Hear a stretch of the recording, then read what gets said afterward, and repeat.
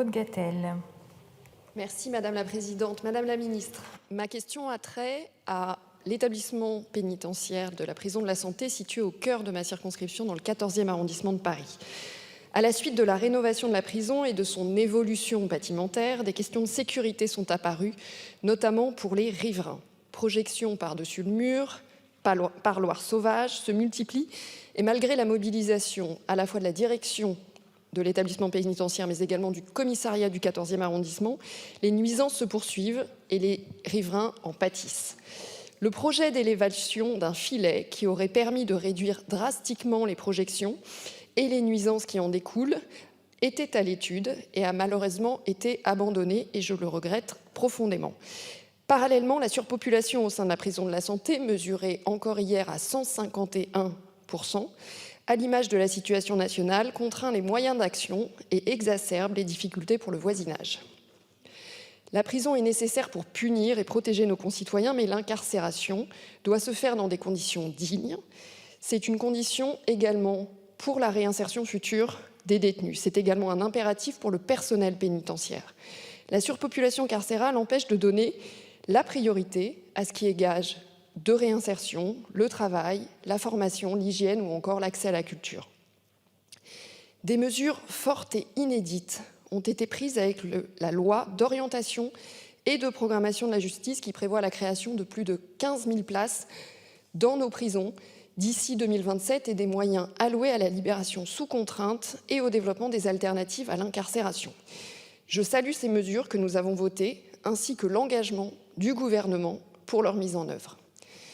Cependant, la perspective des Jeux olympiques et paralympiques, avec un encouragement à la comparution immédiate et les conséquences des opérations Place Nette, font craindre un nombre important d'incarcérations dans les semaines à venir et une aggravation de la surpopulation dans les établissements franciliens, tout particulièrement à la prison de la Santé.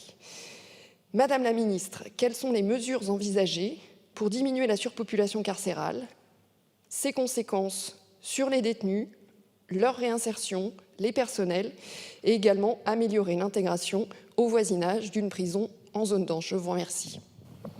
Merci. La parole est à Madame la Ministre. Merci Madame la Présidente. Madame la députée Maud Gattel. Le gouvernement est pleinement engagé dans la lutte, bien sûr, contre la surpopulation carcérale. Nous poursuivons bien sûr les transferts accélérés des condamnés vers des établissements pour peine disposant de places. À Paris, la direction interrégionale des services pénitentiaires dispose ainsi de plus de 1500 places. D'autre part, je l'ai dit, nous augmentons structurellement les capacités d'accueil des prisons. L'ambitieux plan immobilier prévoit 15 000 places supplémentaires et cela va participer à la restauration de l'équilibre dans les établissements franciliens. Près de la moitié de ces établissements seront donc opérationnels dès cette année et c'est important au regard en plus de l'événement international concernant qu'il s'agisse des Jeux olympiques et paralympiques, me semble quand même très important de se mobiliser là-dessus.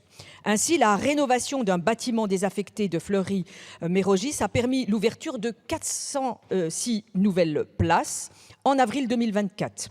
Donc c'est tout récent. Parallèlement, les détenus remplissant des conditions d'affectation sont orientés au sein des structures d'accompagnement vers la sortie, les fameux SAS. Les SAS d'Osny et de Meaux livrés en fin d'année dernière offrent plus de 360 nouvelles places. La nouvelle SAS de Noisy-le-Grand permettra d'octroyer 120 nouvelles places disponibles à Paris avant le lancement donc des Jeux olympiques et paralympiques. Enfin, la problématique des nuisances aux abords du centre pénitentiaire de la Santé est bien identifiée par l'administration pénitentiaire. Je connais par ailleurs, bien sûr, Madame la députée, votre engagement total sur cette question et soyez sûre que le garde des Sceaux y porte une attention, bien sûr, toute particulière.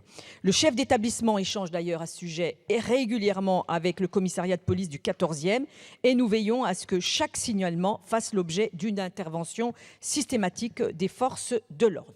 Voilà, Madame la députée, comme vous pouvez le constater, nous sommes bien sûr pleinement mobilisés sur cette question de surpopulation carcérale. Je vous remercie. Merci, Madame la Ministre. La parole est maintenant à Madame Martine Froger. Merci.